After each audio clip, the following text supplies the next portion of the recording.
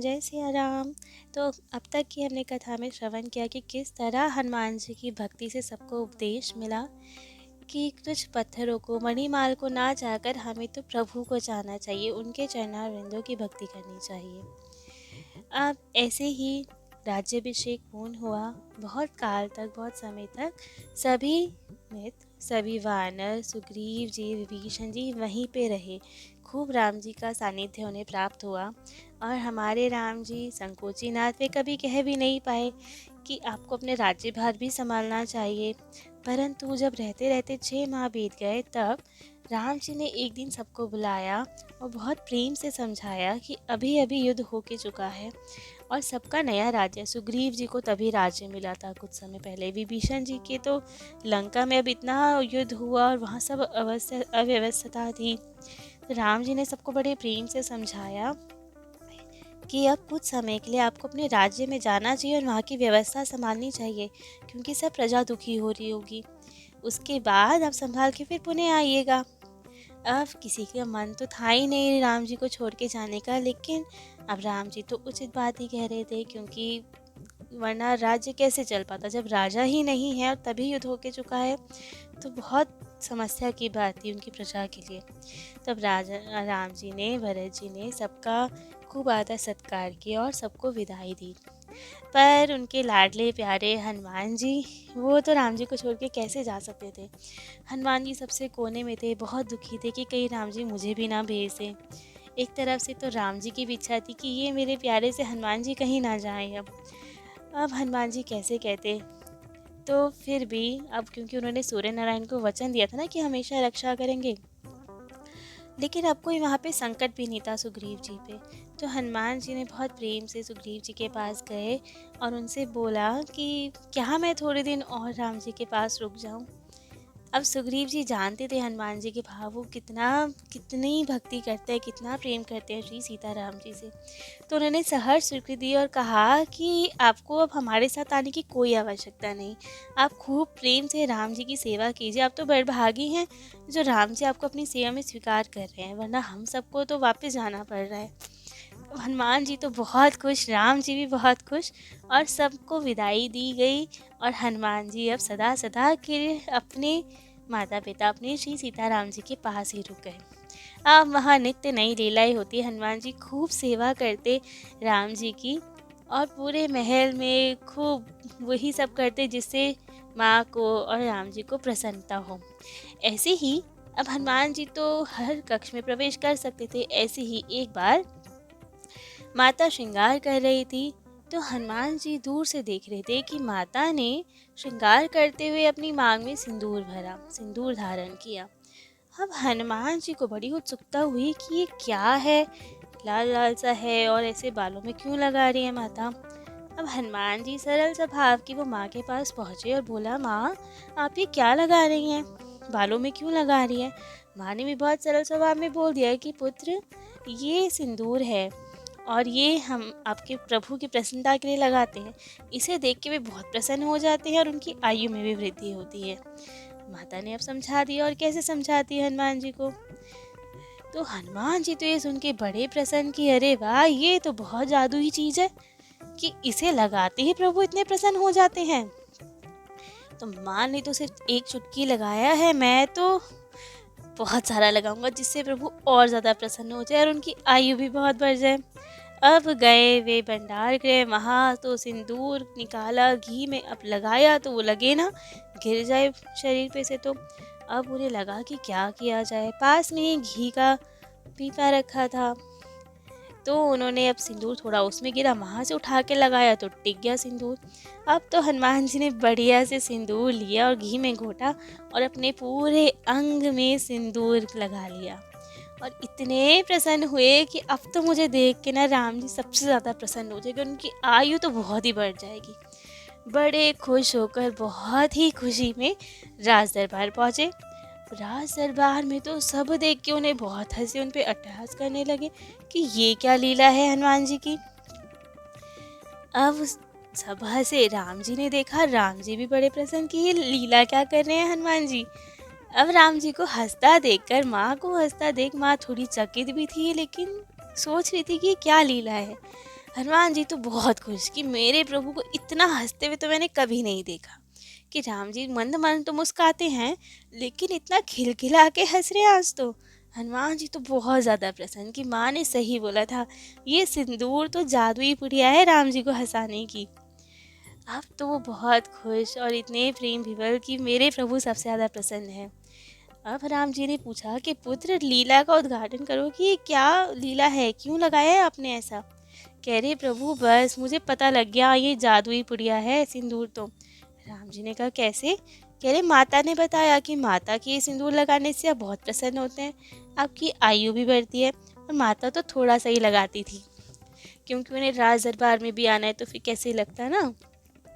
तो इसीलिए मैंने तो पूरे में ही सिंदूर लगा लिया, जिससे कि आप इतना खुश हो गए। आज आपको तो पहली बार हमने इतना खिलखिला के हंसते हुए देखा है।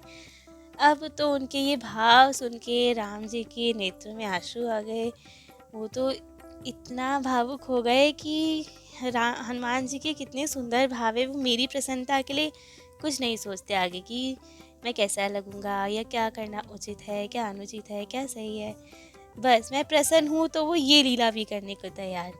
तो अब इतने प्रसन्न हुए, फिर राम जी ने उन्हें हृदय से लगाया और आशीर्वाद दिया कि आपने आज मंगलवार के दिन सिंदूर लगाया है, तो अब जो कोई आपकी इसमें सहायता करा करेगा सिंदूर का चोला चरण में, उस पर मैं सदा प्रसन्न रहा करूँगा और उसके सभी मनोरथ पूर्ण होंगे। और बस उसके बाद से तो हनुमान जी बड़ी मंगलवार को या कभी जब उनका मन कर जाए राम जी को खिलखिलाते हुए देखने की, तभी वो सिंदूर का चोला धारण करने लगे। तो ये लीला तो पूर्ण हुई। ऐसे ही एक बार हनुमान जी खूब सेवा कर रहे थे पूरे महल में। कभी राम जी की वो पन्नी लेकर आते, कभी उनको चंवर करते, सारी सेवा खुद करना चाहते थे, क्योंकि उन्हें राम जी का बस सानिध्य मिलना चाहिए, तो वो पूरे समय राम जी की सेवा करते। लेकिन अब वो जो बाकी भाई थे राम जी के, भरत लाल जी, शत्रुघ्न लाल जी, लखन लाल जी, उन्हें बड़ा दुख हो रहा था कि हम कोई सेवा नहीं कर पाते। बचपन से वे ही सेवा करते थे और अचानक सब सेवा छूट जाना तो उन्हें बहुत पीड़ा होती थी कि हम कोई सेवा नहीं कर पाते राम जी की। तो ऐसी एक बार वो माँ के पास गए कि माता, हम बहुत दुखी हैं। माँ ने कहा कि क्या हो गया, आप दुखी क्यों हैं। कह रहे कि हनुमान जी जब से आए हैं हम तो कोई सेवा ही नहीं कर पा रहे। लक्ष्मण जी ने कहा मैया, मैंने इतनी वनवास में सेवा की कि अब मैं बिना सेवा के नहीं रह सकता। मेरा मन बहुत दुखी है, ना मेरी भोजन की इच्छा करती, ना जल ग्रहण करनी, क्योंकि मुझे सेवा ही नहीं मिल पा रही है। ऐसे ही भरत लाल जी ने कहा कि मैं 14 वर्ष दूर रहा आप लोगों से, अब सेवा का अवसर है तो अब भी मुझे सेवा नहीं मिल रही। सब बहुत दुखी थे। तो माता ने कहा कि कोई बात नहीं, आप भी सेवा किया कीजिए। कह रहे नहीं माता, ऐसे नहीं होगा, हम सूची बनाएंगे सब सेवाओं की और सब में बांट दी जाएगी। आप वो प्रभु से हस्ताक्षर करवा लीजिएगा और उसी के हिसाब से सेवाएं होंगी, जिससे सबको सेवा मिले। सिर्फ हनुमान जी सेवा करेंगे तो हम तो बहुत दुखी है, हम तो अन्न जल कुछ नहीं हमसे लिया जाएगा बिना सेवा के। तो माता अब इतना दुखी किसी को नहीं दे सकती, वो तो करुणामयी है। तो उन्होंने कहा ठीक है, आप बांट लीजिए, जैसा आपको उचित लगे सेवा बांट लीजिए और सबकी सेवा समान हो जाएगी तो सब प्रसन्न रहेंगे। अब तो सबने मिलकर, तीनों ने मिलकर सारी की सारी सेवाएं, छोटी से छोटी सेवाएं भी केवल अपने तीनों में बांट ली और हनुमान जी की कोई सेवा नहीं छोड़ी। और उन्होंने माता के पास गए कि माता, हम सब ने सेवा बांट ली है, आप हस्ताक्षर करवा लीजिए। प्रभु तो पास ही बैठे थे। तो प्रभु ने कहा कि क्या बात है। माँ ने बोला कि ये बहुत दुखी हो रहे थे कि आपकी सेवा नहीं कर पा रहे हैं, तो अब इन्होंने सेवा सबकी आपस में बांट ली है, जिससे कि सबको सेवा का अवसर मिले। प्रभु ने कहा ठीक है, जैसे सबकी इच्छा, जैसे सबकी खुशी, वैसे सही। उन्होंने कहा आप साइन कर दीजिए, इसमें हस्ताक्षर कीजिए, जिससे कि सब कोई चीटिंग ना कर पाए, जिसकी जो सेवा है सब कर पाए। तो प्रभु मुस्काए, उन्होंने कहा ठीक है, जैसे सबकी प्रसन्नता है वैसे ही उचित। अब तो उन्होंने साइन कर दिए, सब में सेवाएं बट गई, सब में मतलब तीनों भाइयों में सेवाएं बट गई। हनुमान जी ने कुछ नहीं बचा। जब हनुमान जी आए, वो जो सेवा को हाथ लगाए, तो जैसे लखन लाल जी आए कि नहीं नहीं भैया, ये सेवा तो मेरी है। कोई और सेवा करे तो कभी भरत लाल जी आ जाए, कभी शत्रुघ्न लाल जी आ जाए। हनुमान जी ने कहा ये हो क्या रहा है। तब उन्हें सारा पता चला कि इन्होंने तो सेवा बांट ली। और प्रभु ने हस्ताक्षर भी कर दिए बिना देखे कि किसकी क्या सेवा है। अब तो वो बड़े परेशान हुए कि क्या है। तो उन्होंने पूछा कि भैया मेरी क्या सेवा है। तो भरतलाल जी ने कहा कि हाँ आप ये देख लीजिए लिस्ट, इसमें सबकी सेवा बांट दी, हमें समझ नहीं आया आपकी क्या सेवा, तो आप अपने हिसाब से देख के अपनी भी सेवा लिख दीजिए और साइन तो कर ही देंगे भगवान जी। उन्होंने कहा ठीक है। उन्होंने अब पढ़ना स्टार्ट किया तो देखा छोटी से छोटी सेवा भी सब हो गई है, यहाँ तक कि खाना खाने के बाद टूथपिक की सेवा वो भी सब हो गई थी कि प्रभु को अगर चाहिए कि तो वो भी दे दी जाए। हाथ धोने की भी हर तरह की सेवा, हर चीज़ का इतना ध्यान रखा कि सब सेवा बढ़ गई। अब हनुमान जी ने सोचा कि सारी सेवा बढ़ गई तो मैं क्या सेवा करूं। तो उन्होंने कहा आप थे नहीं ना यहाँ पे, तो हमने आपस में हमें जो जो याद आती गई हम लिखते गए और लेते गए, आप होते तो आप भी ले लेते। हनुमान जी बहुत ध्यान से देखते रहे, राम नाम का जप करते रहे कि प्रभु मैं क्या सेवा करूं क्या सेवा करूं। अब तो वे ज्ञानी नाम अग्रगण्यम है। उन्होंने कहा याद आया, एक सेवा तो भगैया आपने रह दी, वही सेवा मैं करूंगा। तो लक्ष्मण जी ने कहा कि ऐसी कौन सी सेवा है जो हमसे छूट गई। भरत जी ने कहा कोई बात नहीं, एक सेवा अगर ये कर लेंगे तो कोई दिक्कत नहीं है, बाकी तो हम भी कर रहे हैं ना, दुखी तो इन्हें भी नहीं करना, तो कोई बात नहीं एक सेवा दे देते हैं इन्हें। तो हनुमान साहब ने कहा हाँ भैया कोई बात नहीं, जो आपकी सेवा आपको इच्छा हो आप लिख लो और कर लेना। हनुमान जी ने कहा ठीक है। हनुमान जी ने कहा कि अब सब देख रहे थे कि ऐसी कौन सी सेवा है जो हमसे छूट गई, तो उसमें उन्होंने लिखा चुटकी बजाने की सेवा।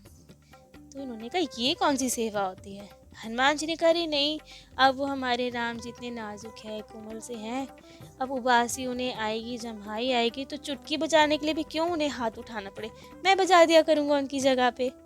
सब ने इतनी हैरानी से उन्हें देखा कि भाई ये कौन सी सेवा है।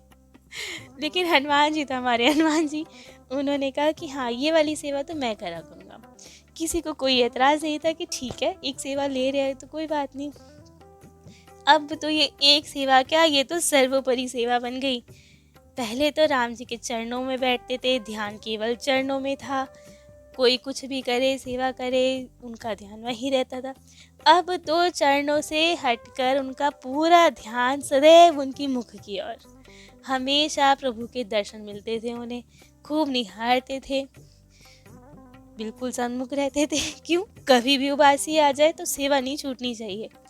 अब तो पहले तो फिर भी कभी खाने की सेवा थी तो उधर जाते थे, कभी कहीं, कभी नहीं भी जाते थे कोई और आ जाता था। तो अब तो जो सेवा थी उसमें तो 24 घंटे प्रभु के पास रहना था, क्योंकि उबासी तो कहीं भी आ सकती है कभी भी आ सकती है। पूरा दिन अब तो सब परेशान कि भाई हनुमान जी की तो सेवा के कारण ये तो एक क्षण के लिए भी प्रभु को नहीं छोड़ते, हमेशा उनका दर्शन करते रहते हैं और खूब आनंद में रहते हैं। इनकी सेवा तो सबसे अच्छी है, हमें तो फिर भी 5 मिनट के लिए आना पड़ता है, फिर जाना पड़ता है सेवा के लिए, फिर दूसरे का नंबर आता है, ये तो 24 घंटे बैठे रहते हैं प्रभु के पास। लेकिन अब क्या कर सकते थे, साइन हो चुके थे, उसमें बैठ चुकी थी सेवा। तो अब तो हनुमान जी ने पूरा दिन खूब आनंद में बिताया। अब आई रात्रि, अब प्रभु को नींद आई, शयन कुंज में जाना था। वहाँ तो अब हनुमान जी अलाउ नहीं, सखियों ने रोक दिया कि यहाँ तो आप अलाउ नहीं है, यहाँ तो बस वहाँ प्रभु जी ही जाएंगे, आप तो नहीं जा सकते हो, वहाँ उनके उस महल में तो पुरुष अलाउड ही नहीं। तो अब तो हनुमान जी रोने लगे कि मेरी तो सेवा छूट जाएगी, लेकिन किसी ने कोई बात ही नहीं सुनी उनकी। प्रभु जी तो जा चुके थे अंदर, तो किसको सुनाएं क्या बताएं कि क्या प्रॉब्लम आ गई है, लेकिन उन्होंने जाने नहीं दिया। अब हनुमान जी भी क्या करते क्या ना करते। उन्होंने कहा ठीक है अब बात तो माननी पड़ेगी, जब कुछ सुनवाई नहीं है तो क्या ही करें। हनुमान जी ने कहा ठीक है मेरी सेवा तो नहीं छूटनी चाहिए, कुछ तो करना पड़ेगा।